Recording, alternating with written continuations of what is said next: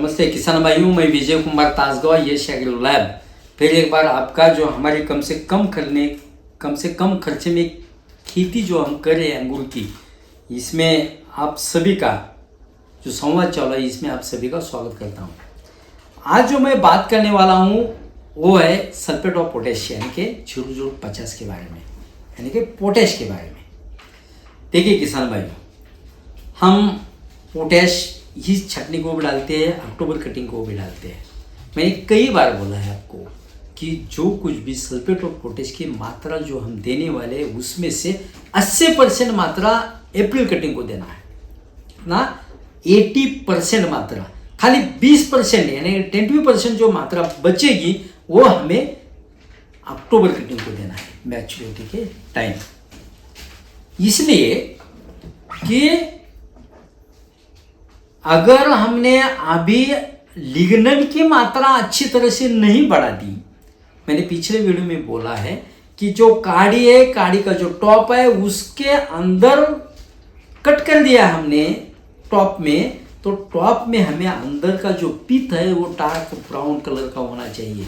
अगर dark brown colour का नहीं होगा और अगर नहीं होगा तो बहुत नुकसान हो जाता है। थ्रिप्स के बारे में, डाउनी के बारे में बहुत नुकसान सहन पड़ता है, बंच भी अच्छी तरह से नहीं निकलते। इसलिए क्या करना है, खाली 25 kg सल्फेट ऑफ पोटेश यानी कि 25 kg सल्फेट ऑफ पोटेश में हमें 25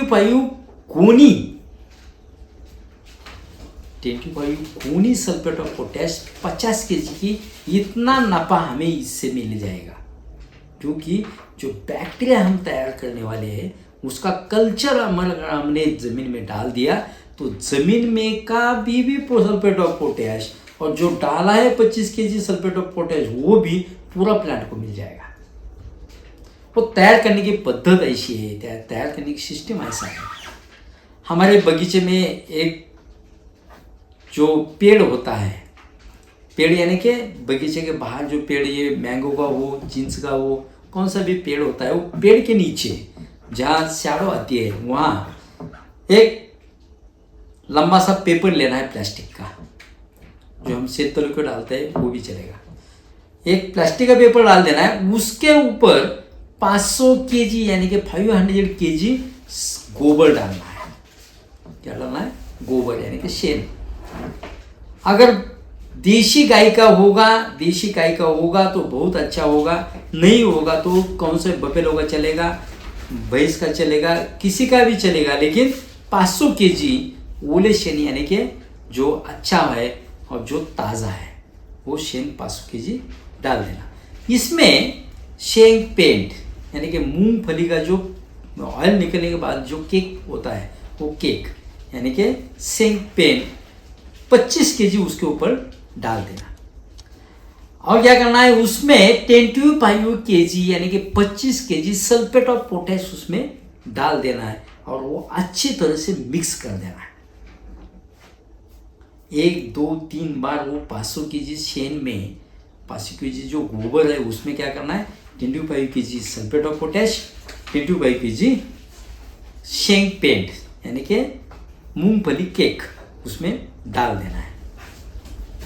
अच्छी तरह से घुलाने के बाद उसके ऊपर डिकम्पोजर का पानी 20 लीटर डाल देना। डिकम्पोजर का पानी 20 लीटर डाल देना। बाद में उसके ऊपर बारदान डाल देना। बारदान यानी कि जो कुछ भी हमारे यहाँ पेंट के बाद जो मिलता है वो ढक्कन उसको डाल देना।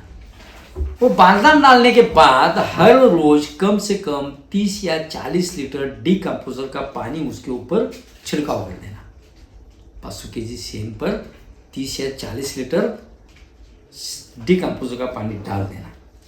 6 या 7 दिन के बाद 6 या 7 डेज के आफ्टर वो बहुत अच्छी तरह की स्लरी आपको तैयार हो जाएगी। बाद में वो थोड़ा ड्रिप के नीचे डाल दो।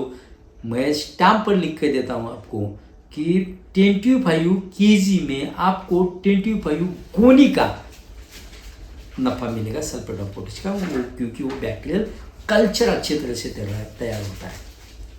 बाद में जो मैंने बोला आपको कि कि लिग्निन की मात्रा बढ़ेगी, गोलीगढ़ आपके घर में नहीं होगा, बगीचे में नहीं होगा, पत्ती अच्छी रहेगी, डाउनी और थ्रिप्स को भी अटका मिल जाएगा, खाली ये सॉल्यूशन किए के बाद, यानी कि पेड़ में लिग्निन की मात्रा बढ़ने के बाद। किसान भाइयों, कम से कम खर्चे में खेती करने का प्रयास कीजिए। अप्रैल कटिंग का खर्चा ज़्यादा से ज़्यादा 5,000 होगा, 5,000, ओनली 5,000। ज़्यादा से ज़्यादा कितना? 5,000 खर्चा, उससे ज़्यादा खर्चा नहीं होता पेस्ट और इंसेक्ट मैनेजमेंट में।